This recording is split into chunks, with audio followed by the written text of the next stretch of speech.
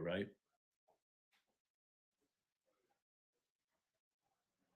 Shut the effing door.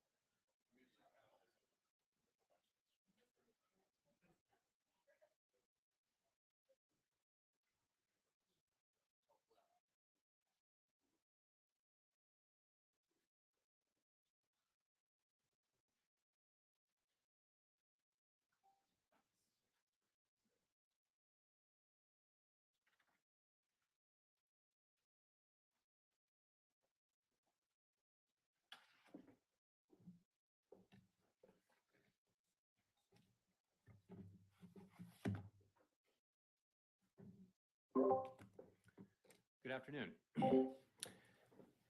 My colleagues and I remain squarely focused on our dual mandate to promote maximum employment and stable prices for the American people. The economy has made considerable progress toward our dual mandate objectives. Inflation has eased substantially over the past year, while the labor market has remained strong. And that's very good news. But inflation is still too high. Further progress in bringing it down is not assured, and the path forward is uncertain. We are fully committed to returning inflation to our 2% goal. Restoring price stability is essential to achieve a sustainably strong labor market that benefits all. Today, the FOMC decided to leave our policy interest rate unchanged and to continue to reduce our securities holdings, though at a slower pace. Our restrictive stance of monetary policy has been putting downward pressure on economic activity and inflation, and the risks to achieving our employment and inflation goals have moved toward better balance over the past year. However, in recent months, inflation has shown a lack of further progress toward our 2% objective, and we remain highly attentive to inflation risks. I'll have more to say about monetary policy after briefly reviewing economic developments. Recent indicators suggest that economic activity has continued to expand at a solid pace. Although GDP growth moderated from 3.4% in the fourth quarter of last year to 1.6% in the first quarter, private domestic final purchases, which excludes inventory investment, government spending, and net exports, and usually sends a clearer signal on underlying demand, was 3.1% in the first quarter, as strong as the second half of 2023. Consumer spending has been robust over the past several quarters, even as high interest rates have weighed on housing and equipment investment. Improving supply conditions have supported resilient demand and the strong performance of the U.S. economy over the past year. The labor market remains relatively tight, but supply and demand conditions have come into better balance. Payroll job gains averaged 276,000 jobs per month in the first quarter, while the unemployment rate remains low at 3.8%. Strong job creation over the past year has been accompanied by an increase in the supply of workers, reflecting increases in participation among individuals aged 25 to 54 years and a continued strong pace of immigration. Nominal wage growth has eased over the past year and the jobs to workers gap has narrowed, but labor demand still exceeds the supply of available workers. Inflation has eased notably over the past year, but remains above our longer run goal of 2%. Total PCE prices rose 2.7% over the 12 months ending in March. Excluding the volatile food and energy categories, core PCE prices rose 2.8%. The inflation data received so far this year have been higher than expected. Although some measures of short-term inflation expectations have increased in recent months, longer-term inflation expectations appear to remain well anchored, as reflected in a broad range of surveys of households, businesses, and forecasters as well as measures from financial markets. The Fed's monetary policy actions are guided by our mandate to promote maximum employment and stable prices for the American people.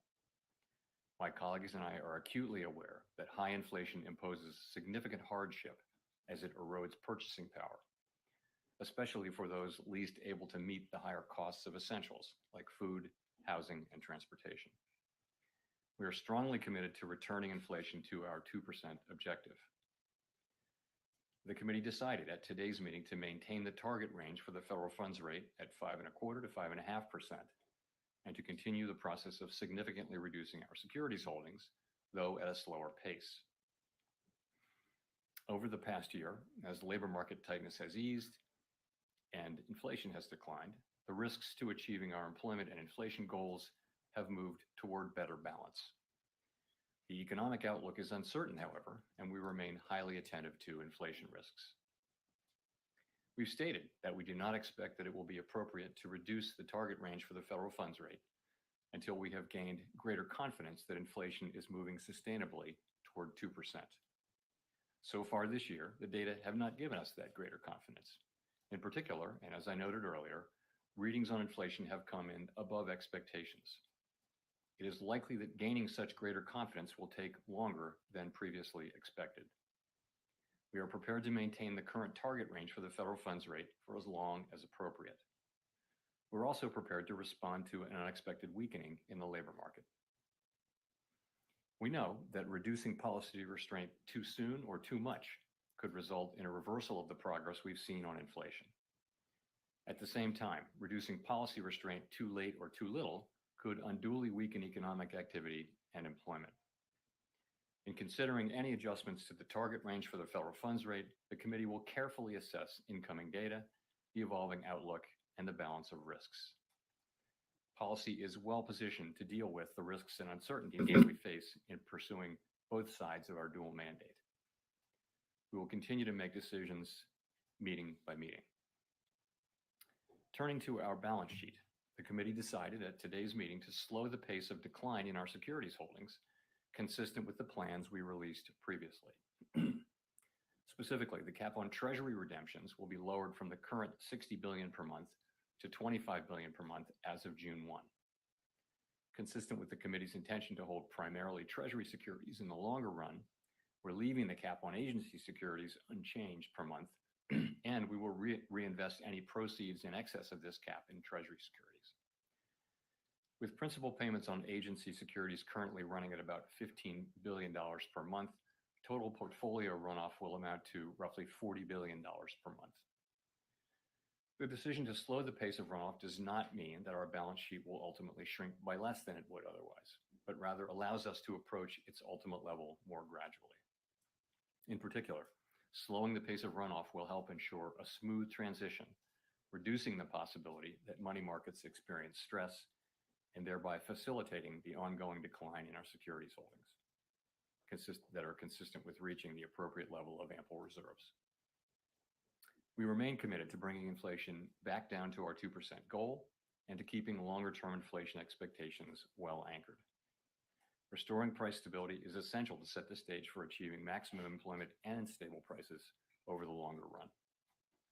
To conclude, we understand that our actions affect communities, families, and businesses across the country. Everything we do is in service to our public mission. We at the Fed will do everything we can to achieve our maximum employment and price stability goals. Thank you. I look forward to your questions. Thank you. Howard Schneider with Reuters. A question to follow up, if I could.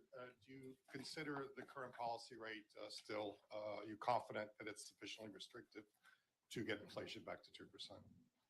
So I do think the evidence shows, pretty clearly that policy is restrictive and is weighing on demand. And there are a few places I would point to for that. You can start with the labor market. So demand is still strong, the demand side of the labor market in particular, but it's cooled from its extremely high level of a couple of years ago. And you see that in job openings. You saw more evidence of that today in the JOLTS report, as you'll know. It's still higher than pre-pandemic, but it has been coming down both in the Indeed report and in the JOLTS report. That's demand cooling. The same is true of quits and hiring rates, which have essentially normalized. I also we look at surveys of workers and, pardon me, surveys of workers and businesses and ask workers, are jobs plentiful? And ask businesses, are workers plentiful? Is it easy to find workers? And you've seen that the answers to those have come back down to pre-pandemic levels. You also see in interest-sensitive spending like housing and investment, you also see that higher interest rates are weighing on those activities. So I do think it's clear that that policy is restrictive. Sufficiently restrictive, I guess. So I would say that we believe it is restrictive, and we believe over time it will be sufficiently restrictive. That will be a question that that the data will have to answer. So as a follow-up, if inflation Pardon me. continues running roughly sideways as it has been, the job market stays reasonably strong, unemployment low, and expectations are anchored and maintained, would you disrupt that for Expectations are not anchored. or anchored Or anchored. stable, roughly? Would you disrupt that for the last half point on PCE? You know, I don't want to get into complicated hypotheticals, but I would say that, you know, we're committed to retaining our current restrictive stance of policy for as long as is appropriate, and we'll do that.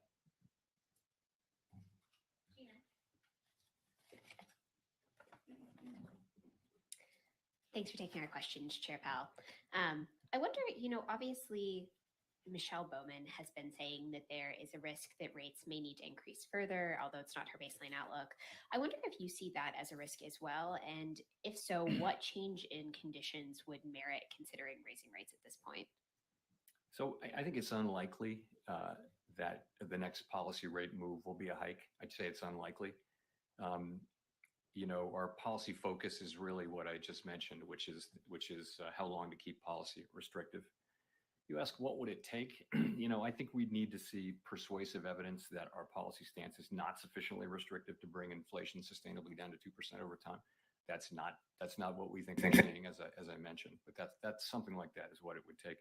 We'd look at the totality of the data, answer that question. That would include inflation expectations, and all the other data too.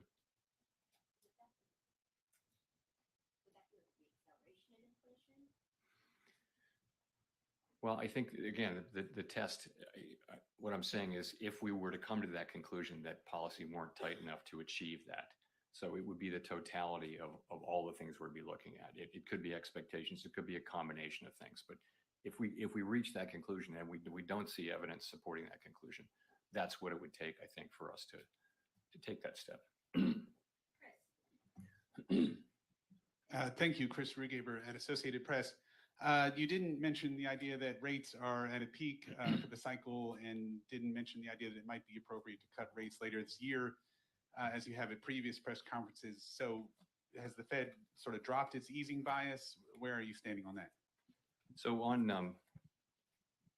let me address cuts. So obviously, our decisions that we make on our policy rate are going to depend on the incoming data, how the outlook is evolving, and the balance of risks, as always. And we'll look at the totality of the data. So I think, and we think, that policy is well positioned to address different paths that the economy might take. And we've said that we don't think it would be appropriate to dial back our restrictive policy stance until we've gained greater confidence that inflation is moving down sustainably toward 2%. So, for example, let me take a path. If we did have a path where inflation proves more persistent than expected and where the labor market remains strong, but inflation is moving sideways and we're not gaining greater confidence, well, that would be a case in which it could be appropriate to hold off on rate cuts. I think there's also other paths that the economy could take, which would cause us to want to consider rate cuts. And those would be, two of those paths would be that we do gain greater confidence, as we've said, if that inflation is moving sustainably down to 2%. And another path could be, an unexpected weakening in the labor market, for example. So those are paths in which you could see us cutting rates. So I think it really will depend on the data. In terms of peak rate, I think really it's the same question. I think the data will have to answer that question for us. Well, and could you just follow on the path where you might not cut? Is that, you mentioned that it would be inflation persistent. Is inflation, would that be the key data in making that decision? Or Could you expand a bit more on that? Thank Right. you. Again, we've set ourselves a test that for us to begin to reduce policy restriction, we'd want to be confident that inflation is moving sustainably down to 2%. And for sure, one of the things we'd be looking at is the performance of inflation. We'd also be looking at inflation expectations. We'd be looking at the whole story, but clearly incoming inflation data would be at the very heart of that decision.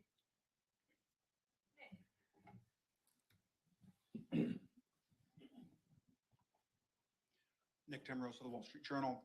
Chair Powell, to what extent has the easing in financial conditions since November contributed to the reacceleration in growth? And do you now expect a period of sustained tighter financial conditions will be needed to resume the sort of disinflation the economy saw last year? So I think it's hard to know that. I think we'll be able to look back, from down the road and look back and understand it better. If you look at, let's look at growth. Really, what we've seen so far this year in the first quarter is growth coming in about consistent with where it was last year. I know GDP came in lower, but you don't see an acceleration in growth. I mean, the thought would be that financial conditions loosened in December, and that caused an uptick in activity, and that caused inflation. Presumably, that's what we're tightening in the labor market. You don't really see that happening. What you see is economic activity at a level that's roughly the same as last year. So, what's causing this inflation, we'll have a better sense of that over time. I don't know that there's an obvious connection there, though, with the easing of financial conditions. In terms of tightening, you're right. I mean, rates are certainly higher now and have been for some time than they were before the December meeting, and they're higher, and that's tighter financial conditions, and that's appropriate given what inflation has done in the first quarter. You've said in the past that stronger growth wouldn't necessarily preclude rate cuts. I wonder, would continued strength in the labor market change your view about the appropriate stance of policy if it was accompanied by signs that wage growth was reaccelerating? So I just want to be careful that we don't target wage growth or the labor market. And remember what we saw last year: very strong growth, a really tight labor market, and a historically fast decline in inflation. So and that's because we know there are two forces at work here. There's the unwinding of the pandemic-related supply side distortions and demand side distortions, and there's also monetary policy, restrictive monetary policy. So I wouldn't rule out that something like that can continue. I wouldn't give up at this point on further things happening on the supply side, either because we do see that companies still report that there are supply side issues that they're facing, and also even when the supply side issues are solved, it should take some time for that to affect economic activity and ultimately inflation. So there are still those things. So I don't like to say that either growth or a strong labor market in and of itself would automatically create problems on inflation, because of course it didn't do that last year. You ask about wages. We also don't target wages. We target price inflation.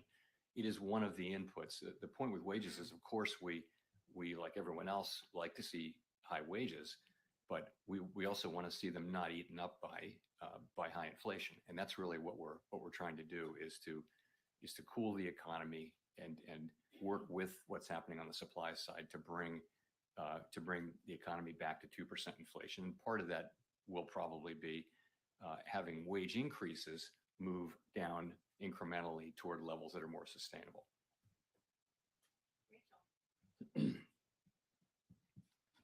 Hi, Chair Powell, Rachel Siegel from the Washington Post. Thanks for taking our questions.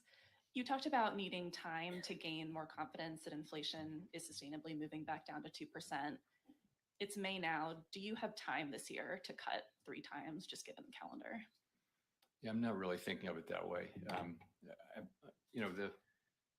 What we said is that we need to be more confident, and we've said, my colleagues and I today said that we didn't see progress in the first quarter, and I've said that it appears then that it's going to take longer for us to reach that point of conference. So I don't know how long it'll take. I can just say that when we get that confidence, then rate cuts will be in scope, and I don't know exactly when that will be. And with hindsight, are there any signs that you can look back on now, looking at the reports from January or February or March, that suggested something more worrying than just expected bumpiness?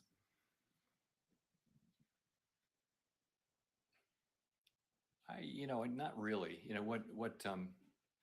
So I thought it was appropriate to reserve judgment until we had the full quarter's data, until we saw the March data. And so take a step back. What do we now see in the first quarter? We see strong economic activity. We see a strong labor market, and we see inflation. We see 3 inflation readings. So I think you're at a point there where you should take some signal. We don't like to react to 1 or 2 months data, but this is a full quarter. And I think it's appropriate to take signal now, and we are taking signal. And the signal that we're taking is that it's likely to take longer for us to gain confidence that we are on a sustainable path down to 2% inflation. That's the signal that we're taking. Yeah, Mr. Chairman, if I could, Steve Leisman, CNBC, if I could follow up on that. What particular areas were sort of temporary or blips in the inflation data in the first quarter? And what's the dynamic by which you expect them to work out in the coming months and quarters? Yeah. So we will, we will put the thing, we have put the thing under a microscope. I will say nothing is going to come out of that that's going to change the view. I think that, in fact, we didn't gain confidence and that it's going to take longer to get that confidence. But confidence, I just think you know the story.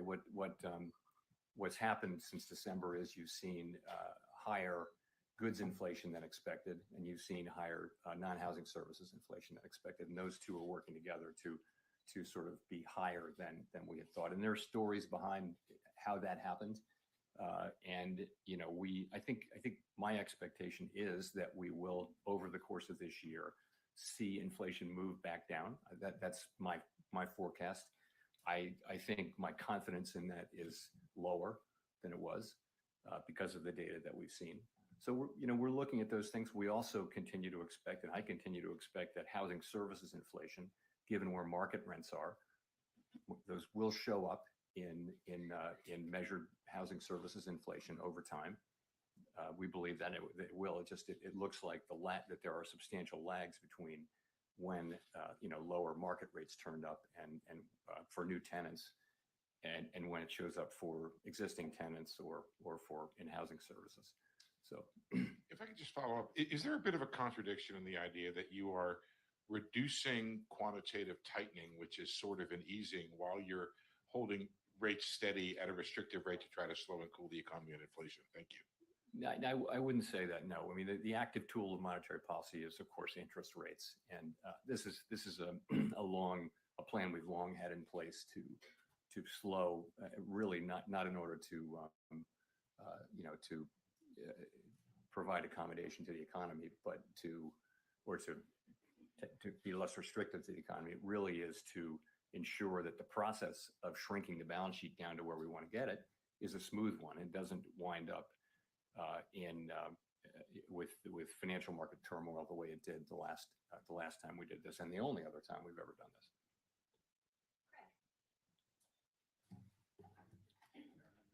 Boris from Bloomberg. 2 questions. First, simple one. Given the run of data since March, has the probability in your mind of no cuts this year increased or stayed the same? That's the first question. Second question. Chair Powell, you joined the board in 2012, and I'm sure you remember, as I do, what the jobless recovery was like.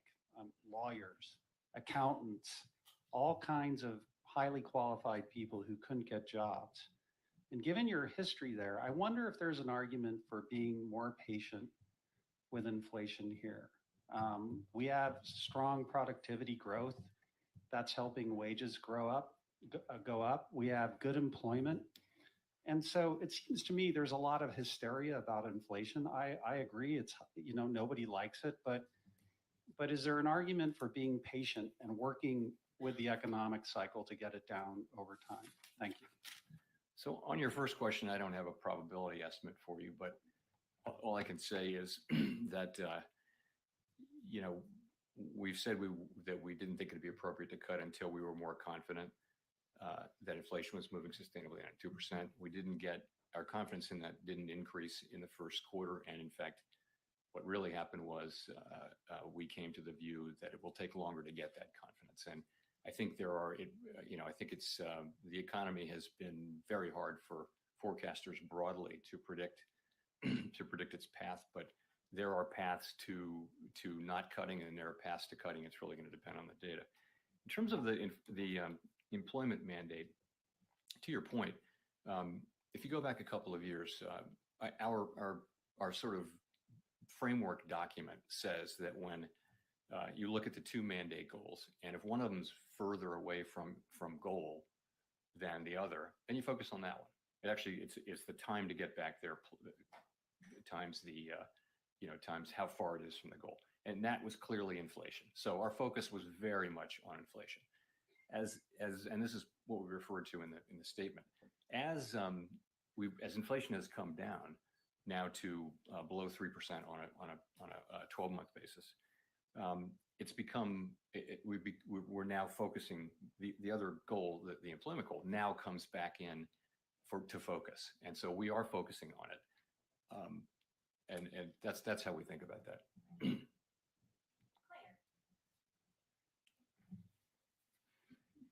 Claire Jones, Financial Times. Thanks a lot for the opportunity to ask the questions. Just to go back to the answer before the previous one, it seemed to suggest that you think the likeliest path of inflation is one that's going to allow you to have a situation where rates are lower at the end of the year than they are right now. It'd be good if you could just confirm whether or not that's a correct reading.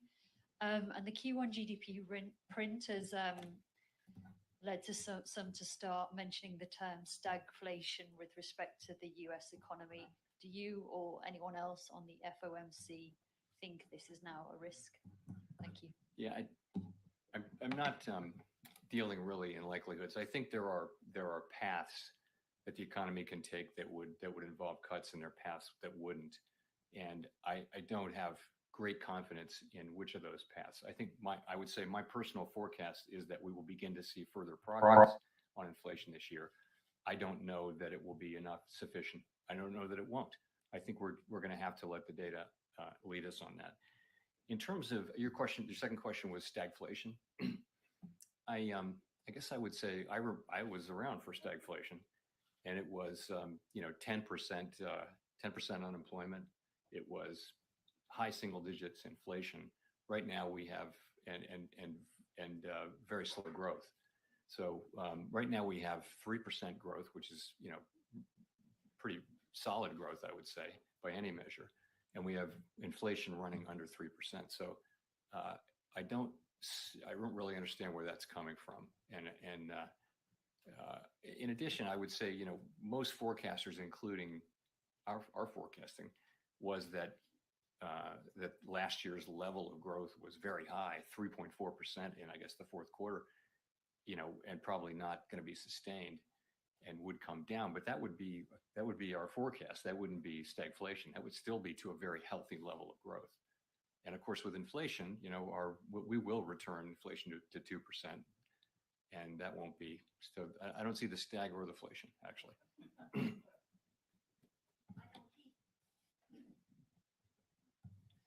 Michael McKee from Bloomberg Radio and Television.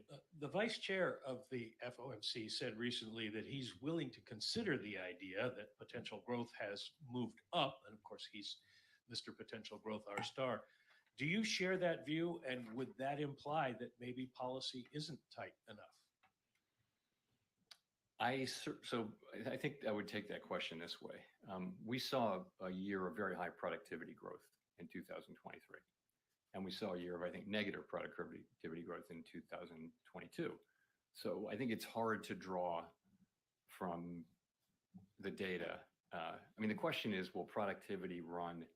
There are two questions. One is, will productivity run, persistently above its longer run trend? I don't think we know that. In terms of potential output, though, if that's a separate question, we've had what amounts to a significant increase in the potential output of the economy. That's not about productivity. It was about having more labor, frankly, both through in 2023, both through participation and also through immigration. So we're very much like other forecasters and economists getting our arms around what that means for potential output this year and next year and last year for that matter too. So I think in that case, I think you really do have a significant increase in potential output, but you've also got, so you've got more supply, but those people also come in, they work, they have jobs, they spend. So you've also got demand. So it may be that you get more supply than you get demand at the beginning, but ultimately it should be neither inflationary nor disinflationary over a longer period. Well, you said earlier that at this point, you're not really considering rate increases. If growth is higher, but you're not considering rate increases, does that imply that you're more worried about causing the economy to slow too much than you are about inflation taking off again? No, I think we believe our policy stance is in a good place and is appropriate to the current situation. We believe it's restrictive. And, our evidence for that I went over earlier. You see it in the labor market, you see it in inflation sensitive spending, where demand has clearly come down a lot over the past few years. And that's more from monetary policy, whereas the supply side things that are happening are more on the supply side. So that's how I would think about it. Thank you, Mr. Chairman. Edward Lawrence from Fox Business. So GDP growth is about 2%. Inflation, employment is about 4%. It feels a lot like a steady state, and we have 3% inflation. So if the data remains the same that you're seeing, and I know you said you don't see a rate hike, but it stands to reason that you would need a rate hike to get from 3 to 2% inflation. So was there any discussion about a rate hike in today's meeting? And are you satisfied with 3% inflation for the rest of the year? Well, of course, we're not satisfied with 3% inflation. 3% can't be in a sentence with satisfied. So we will return inflation to 2% over time, but over time. And we think our policy stance is appropriate to do that. So if we were to conclude that policy is not sufficiently restrictive to bring inflation sustainably down to 2%, then that would be what it would take for us to want to increase rates. We don't see that. We don't see evidence for that. So that's where we are. Was there a discussion about a rate hike at all? So the policy focus has really been on what to do about holding the current level of restriction. That's part of the policy. That's where the policy discussion was in the meeting. I wanted to follow on the 3%. Is there a time frame of persistent inflation that would trigger a rate hike? There isn't any rule. You can't look to a rule. These are going to be judgment calls. Clearly restrictive monetary policy needs more time to do its job. That is pretty clear based on what we're seeing. How long that will take and how patient we should be, it's going to depend on the totality of the data, how the outlook evolves.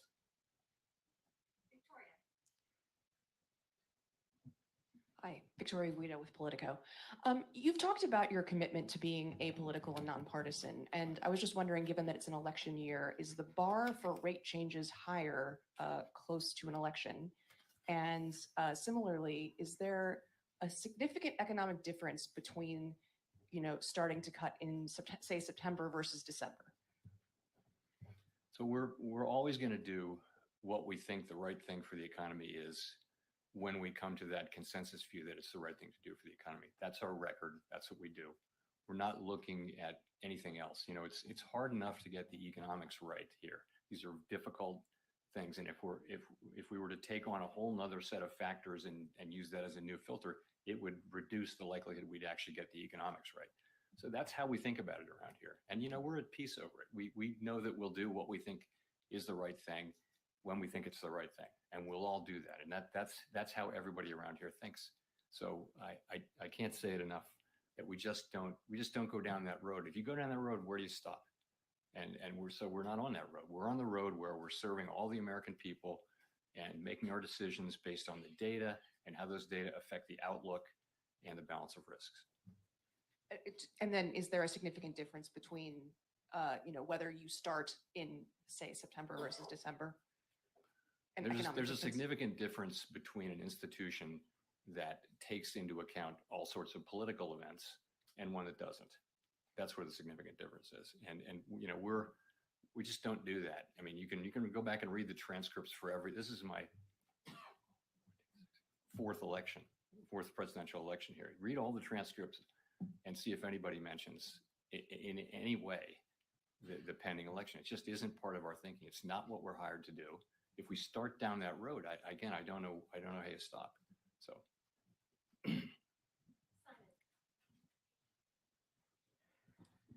Thank you, Chair Powell. Question about the labor market. You've mentioned a few times that the labor market is normalizing. Certainly today's JOLTS data suggested that things are kind of getting back to pre-pandemic levels. One thing that hasn't normalized is wage growth, which is still quite a bit stronger than before the pandemic. I wonder if you can share your analysis of why that's happening. Is it a lagging indicator or something else going on? So I think if you go back to where wages peaked, wage increases peaked a couple, 3 years ago, essentially all wage measures have come down substantially to that. But they are not down to where they were before the pandemic. They're still roughly a percentage point higher. And we've seen pretty consistent progress, but not uniformly. And you'll note the ECI reading from Tuesday was expected to have come down, and essentially it was flat year over year, I think roughly. So yeah, I mean, it's that part of it is bumpy. And again, we don't target wage increases, but it, in the longer run, if you have wage increases running higher than productivity would warrant, and then there will be inflationary pressures. Employers will raise prices over time if that's the case. So we've seen progress. It has been inconsistent, but we have seen a substantial decline overall. But we have ways to go on that.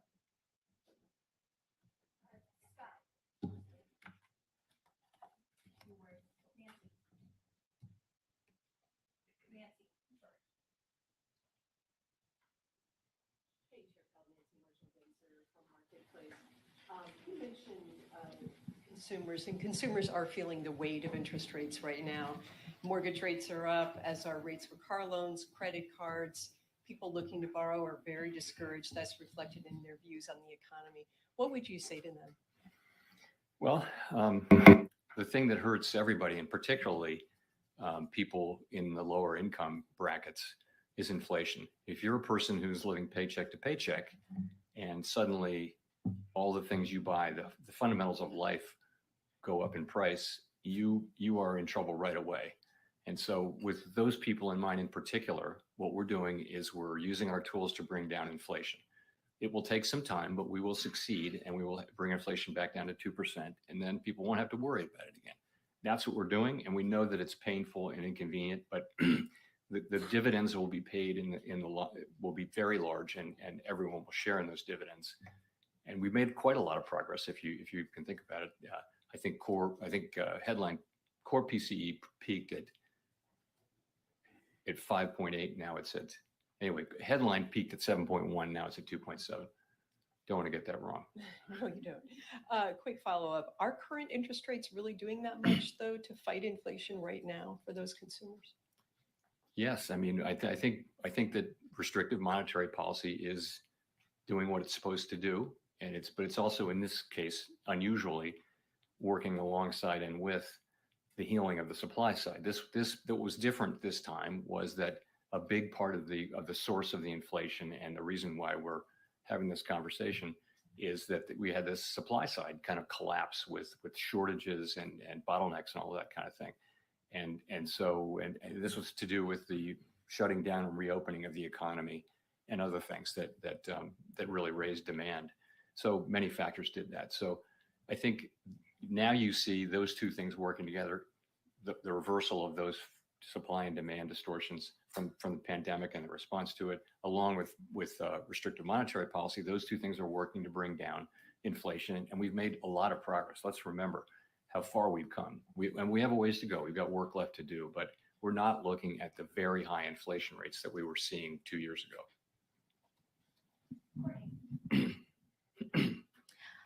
Courtney Brown from Axios. Thanks for taking our questions, Chair Powell. I wanted to follow up on something you mentioned earlier on housing inflation. There's kind of been this long-awaited disinflation in shelter that still hasn't arrived. So I guess two questions. How do you explain the substantial lags between some of the private sector data we're seeing and the government data? And how confident are you that rents will be helpful on the inflation front in the coming months?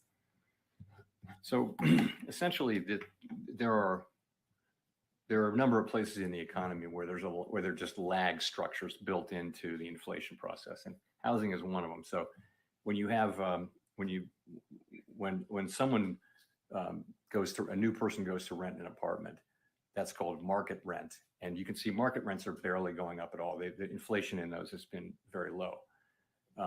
But it takes, before that, they were incredibly high. They sort of led the high part. So what happens is those market rents take years actually to get all the way into rents for tenants who are rolling over their leases. Landlords don't tend to charge as much of an increase to a rollover tenant for whatever reason. And what that does is it builds up a sort of an unrealized portion of increases when there have been big increases. And what happens is, it's complicated, but the story is it just takes some time for that to get in. Now, I am confident that as long as market rents remain low, this is going to show up in measured inflation, assuming that market rents do remain low. What will be the exact timing of it? I think we've learned that the lags are longer. We now think significantly longer than we thought at the beginning. And so confident that it will come, but not so confident in the timing of it. But yes, I expected that this will happen. Thanks. Thank you, Chair Powell, for taking the questions. This is Nicholas Jasinski from Barron's Magazine. It seems that over the past 3 or 4 years, economies and central banks in developed markets at least have been on more or less the same trajectory, easing during the pandemic, fighting inflation with restrictive policy on the way out. Feels like that may be ending in 2024 based on some of the economic data from Europe and the US and Japan and statements from those central banks as well. So my question is, what considerations or risks does a period of more divergent global economic trajectories and central bank policies present for the FOMC? So that you're right. I think that may happen. And you know that we all serve domestic mandates, right? So I think the difference between the United States and other countries that are now considering rate cuts is that they're just not having the kind of growth we're having. Their inflation is performing about like ours or maybe a little better, but they're not experiencing the kind of growth we're experiencing. So we actually have the luxury of having strong growth and a strong labor market, very low unemployment, high job creation, and all of that. And we can be patient, and we'll be careful and cautious as we approach the decision to cut rates. Whereas I think other jurisdictions may go before that. In terms of the implications, I think obviously markets see it coming. It's priced in now, and so I think the markets and economies can adapt to it. And I think we haven't seen, in addition for the emerging market economies, we haven't seen the kind of turmoil that was more frequent 20 years ago, 30 years ago. And that's, I think, partly because emerging market countries, many of them have much better monetary policy frameworks, much more credibility on inflation. And so they're navigating this pretty well this time.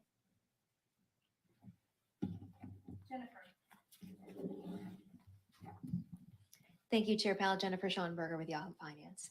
You sort of backed away from the notion for inflation to come back down, but given sticky inflation data in the first quarter, can disinflation still happen along a relatively painless path for the economy, or is some softening in the labor market and the economy likely needed to bring inflation back down? So you're right. I think we thought, and most people thought there would have to be probably significant dislocations somewhere in the economy, perhaps the labor market, to get inflation all the way down from the very high levels it was at the beginning of this episode. That didn't happen. That's a tremendous result. We're very, of course, gratified and pleased that hasn't happened. And if you look at the dynamics that enabled that, it really was that so much of the gain was from the unwinding of things that weren't to do with monetary policy, but the unwinding of the distortions to the economy, supply side problems, and also some demand issues as well. The unwinding of those really helped inflation come down. Now, as I've said, I'm not giving up on that. So I think it is possible that those forces will still work to help us bring inflation down. we can't be guaranteed that that's true though. And so, we're trying to use our tools in a way that keeps the labor market strong and the economy strong, but also helps bring inflation back down to 2% sustainably. We will bring inflation down to 2% sustainably. We hope we can do it without significant dislocations in the labor market or elsewhere. And speaking of dislocations in the labor market, in terms of cutting, you said if there were weakness in the job market, that could be a reason to cut rates. So if the unemployment rate were to tick above 4%, but inflation not back down to your 2% target, how would you look at that? Would the unemployment rate popping back above 4% catch your attention?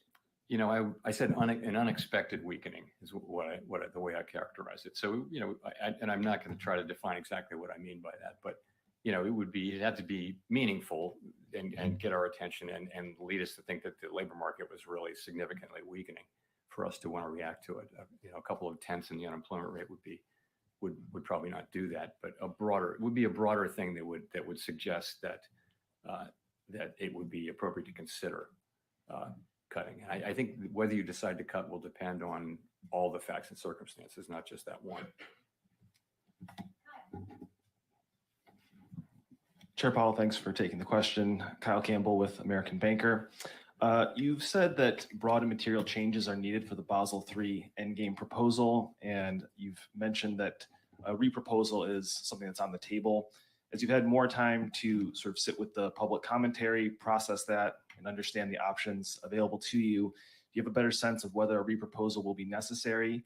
And do you have a timeline in mind for when some sort of movement will be made on that front, either a reproposal or a move to finalize? So let me start by saying that the Fed is committed to, completing this process and carrying out Basel III endgame in a way that's faithful to Basel and also comparable to what the other large comparable jurisdictions are doing.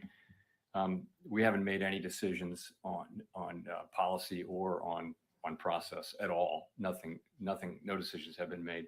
I'll say again, though, if we conclude that reproposal is appropriate, we won't hesitate to insist on that. And then you need to resolve issues with the capital proposal in order to advance other parts of the regulatory agenda, or do you expect to continue to make progress on those other agenda items?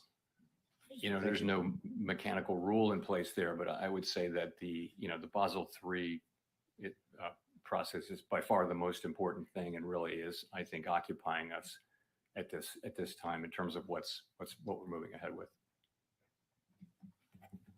Let's go to Mark for the last question. Thank you, Mark Hamrick with Bankrate. Mr. Chairman, what can you tell us about the approach that you take with your role in the sense of trying to achieve consensus, which you recently identified as a priority, while allowing for a range of views or even dissent? We don't see many dissenting votes in the official statements, even when more spirited discussions are noted in the minutes after the fact. How do you avoid groupthink and avoid a higher risk of a policy mistake? Thank you. So I think if you listen to, and you all do, listen to my 18 colleagues on the FOMC, you'll see that we do not lack for a diversity of voices and perspectives. We really don't. And it's one of the great aspects of the Federal Reserve System. We have 12 reserve banks around the country where they have their own economic staff, not the people who work here at the board. They're different people, and so each reserve bank has its own culture around monetary policy and its own approach and that kind of thing. It guarantees you a diversity of perspectives. So I think that the perspectives are very diverse. But and in terms of dissents, we have dissents, and a thoughtful dissent is a good thing. If someone really makes you think, that kind of thing. But all I can say from my standpoint is I listen carefully to people. I try to incorporate their thinking, or do everything I can to incorporate their thinking into what we're doing. And I think many people, if they feel that's happening, that for most people, most of the time, that'll be enough. But I'm not. It's not frowned upon or illegal or against the rules or anything like that.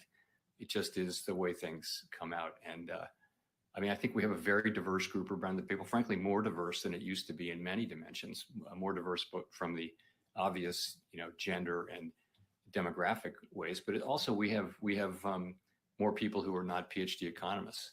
So we have people from business and law and academia and things like that. So I think you actually do have quite a good diverse perspective. I think all of us read these stories about a lack of diversity, and we look around the room and say, I don't understand. I really don't understand what they're talking about. So, but I get the question now. Thank you very much.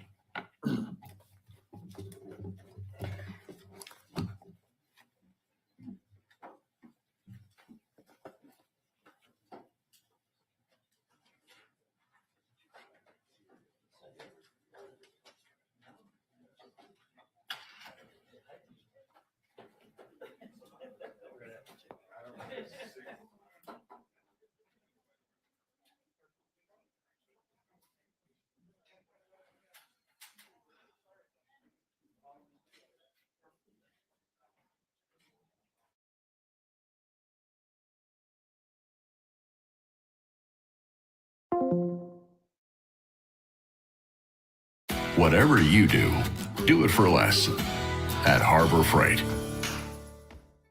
SpaceX began offering its Starlink service to Ukraine at the request of Ukraine's digital minister.